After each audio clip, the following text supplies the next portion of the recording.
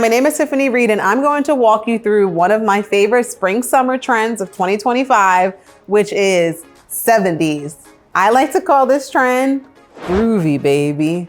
That's not what I called it. Cut that. Not groovy, baby. I like to call this trend far out. Okay. So we're going to talk about the 1970s. I mean, it was a pivotal point in fashion, marked by significant cultural, social, and political changes that influenced the clothing that people were wearing. The psychedelic print trend was worn by so many people, and it was a direct reflection of the counterculture movement, especially during the late 1960s and the early 1970s, and became synonymous with the era's free-spirited attitude and the rise of new, bold, artistic expressions. If we're going to talk about the 60s and the 70s and how fashion became a moment, we have to talk about music. Music was a huge influence in the 60s and 70s on fashion. It was one of the major changes and shifts in the culture, which then reflected on the fashion industry. The bold, swirling colors, abstract shapes, and surreal patterns found in psychedelic art became an inspiration for fashion designers. On the other hand, neutral, earthy tones gained popularity as well due to the rise of fringe and suede. The fabrics were not meant to compete with some of these prints, but during the 70s, there was a lot going on. Designers like Halston, Yves Saint Laurent, and Betsey Johnson began to define high-end fashion, with their collections being celebrated as cultural milestones. Then we go fast forward to the 90s, where it was all about the supermodel. Supermodels like Kate Moss became the walking billboard for this hippie style and were often spotted in what is now considered the official festival look. So when you think about Coachella and festival vibes and all these music vibes, came from the 90s, and it's all 70s inspired. Layered necklaces, knee-high suede boots, peasant dresses, Coachella, Glastonbury, yeah. Designers like Chloe, Isabel Marant, and Zimmerman were, and still are, brands that have integrated into the aesthetic, into their designs all the time. They're known for this aesthetic. Now moving into the early 2000s and the 2010s, we gotta talk about boho chic. Boho chic was a thing. Girls loved it. Not my thing. The term boho chic was coined as a new way to style icons like the Olsen sisters. We have to talk about the Olsen sisters. You also have to talk about Rachel Zoe and Nicole Richie. They were the moment, and they really were the girls who knew how to pull this trend off. Other fashion trends were aesthetic choices, but boho style was a symbol of a certain attitude that was effortless and free-spirited. Now in the 2020s, which is my favorite time where I really adopted this trend, Drees. You have to talk about Drees. Every collection I'm obsessed with, and I spend probably way too much money on it. Creating garments inspired by Indian and Middle Eastern textiles, it pointed to the new revival of the 70s boho chic and has inspired countless 70s silhouettes and everyday wardrobe. But outside of fashion, we've seen an influx of films make 70s feel relevant again.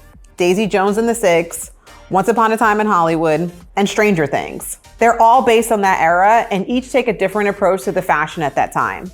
So much buzz surrounded each film that you couldn't not see the influence on the streets. It changed the way people shop, specifically Gen Z. Yes, it's vintage, so there was a massive change in thrifting, upcycling, and DIY, and there's no better way to adopt this trend than by incorporating sustainability and its core values. So if we're going to talk about this trend, groovy baby, wait, flower power? What was I calling this trend again? I really forgot. Far out. If we're going to talk about far out, the 1970s were transformative in fashion. This trend was characterized by bold patterns, flared silhouettes, earthy color palettes, and a sense of effortlessness and being the cool, free-spirited girl. The bohemian dresses took over, and maximalist prints were a thing.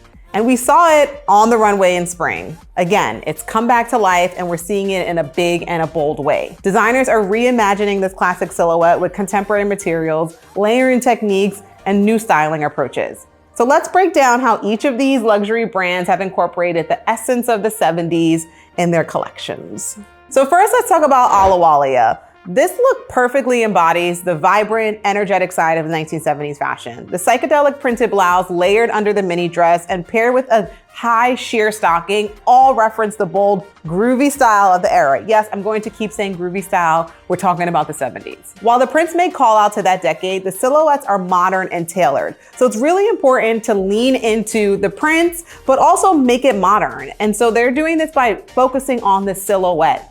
By taking inspiration from vintage prints and colors, but refining the shape, Ahluwalia balances the look to feel both nostalgic and imaginative. So of course, when we're talking about 70s fashion, we have to talk about Gucci. This season, Gucci took inspiration from their most famous loyal client, Jackie O. From the ride brim hat to the matching ensemble, and even down to the mini Jackie 1961 bag. The orange horse-link pattern channels a retro look worthy of being worn in the summer. So the accessories paired with the look are supporting characters, which is a new tactic by the brand, which prides itself in their accessories. Think of their success with bags, glasses, shoes, and bags. Everybody is obsessed with the Gucci shoes. The fingerless gloves and the pointy kitten heels are also another visual throwback to the 70s, but they keep the look feeling current and very much fashion forward. Now moving into Miu Miu, my personal favorite. It's a brand with a strong and rich DNA, and it constantly references itself. They are the blueprint. Seemingly ahead of the curve with each collection, we continuously fall in love with the brand. This season, the brand took a more avant-garde approach to their designs and styling choices. The look draws inspiration from the graphic prints and unconventional layering that were popular early in the 70s. At first glance at it, you see the browns, the auburn tones, which are all pretty much staples in the 70s, but Miu Miu modernizing it by adding futuristic touches, like the glasses, like the metal jewelry, and having a little bit more of an exaggerated print than the smaller prints that we used to see in the 70s. It's a triumph look that references the past, but also reinterprets it through a futuristic lens. Alessandro Michel's first collection for Valentino left the fashion community a bit divided, but the bohemian community was singing its praises. Definitely made a mark on those who are obsessed with the 70s. The collection consisted of rich, earthy tones, dramatic draping, and unrestrained tailoring, which all paid homage to the 70s free-spirited fashion movement. Paisley prints, tribal patterns, and floral motifs drenched with flowy dresses, slung jackets, and silk scarves. A lot of prints. Prints on prints on prints. But this dress in particular was a piece that exuded a relaxed attitude of the 70s. So even though it had a bold print, it still felt easy. It was fluid. It didn't feel fussy. And the collection might have left people with many opinions, but we all can agree that no one understands hippie era more than Michel. And this collection has solidified why him and Valentino make sense. And now for the last look, Versace, Versace, Versace, Versace. I loved this collection for Versace. It displayed their take on 70s fashion with a collection that's glamorous yet casual and laid back. This look in particular channels a retro approach with modern fashion staples like sheer blouses, a mini denim skirt, and the look is tied together with a floral motif,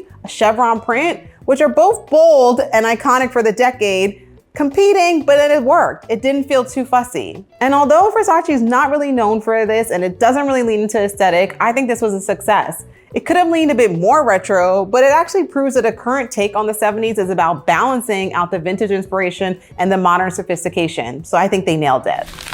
So let's talk a little bit about how to make the 70s fit into your aesthetic. It's not my personal aesthetic, so you won't see me in a ton of it, but when you do, I probably am going to anchor it in denim because denim always feels retro and it's a nice clean piece that works for everything. There's tons of versatility in it. I love this dress right here. It's a really bold pattern, but what I like about it is that the silhouette is super modern. So when you are shopping, and like I said, it's all about being sustainable. If we're talking about the 70s, there's no reason why you shouldn't shop vintage. You shouldn't think about thrifting because there's so many great pieces to find. I thrifted this piece, and why I love it is that even though it's thrifted, the silhouette is pretty modern and the print is super bold and bright. And then once you throw this on, you don't really need to worry about anything else. You can put on a big gold hoop, a pump, it's really simple, or a boot, but this speaks for itself. And I would say less is more in this situation. Now I want to call out a couple of pieces to help you figure out how to wear this every day. Super easy styling tips. Corduroy. It's one of the fabrics from the 70s that really is a standout piece. So again, lean into the suede, lean into the rich fabrics and things that feel a little bit heavy. But obviously we're talking about spring, so keep everything else light. If you are gonna do a brown corduroy, Pair it with a bodysuit, a crop top, a free-flowing shirt, something that isn't too heavy or fussy. And that way you can wear this trend in the spring. You actually could wear it all year round. Now, I promise this is the last time I'm gonna say it, but groovy, baby. This dress screams it, right? It's definitely a bold print, but the shape is super modern. It's a really high hemline and very flirty, but it really does lean into the 70s. I mean, look at this bell sleeve. Look at this print. Even the lining of the dress have a 70s print in it. These Valentino shoes were from a few seasons ago, and they're still relevant now. If I put them on, I mean, I just saw girls at Fashion Month wearing it. So if you put them on now, they're still gonna feel really relevant to the trend. And obviously the platform screams 70s, but also the color of them are light and airy and perfect for spring. So clearly I'm obsessed with these. Get them, they're great. Vintage shop. I hope you guys enjoyed and really just have fun with the trends. And remember, groovy, baby. Bye.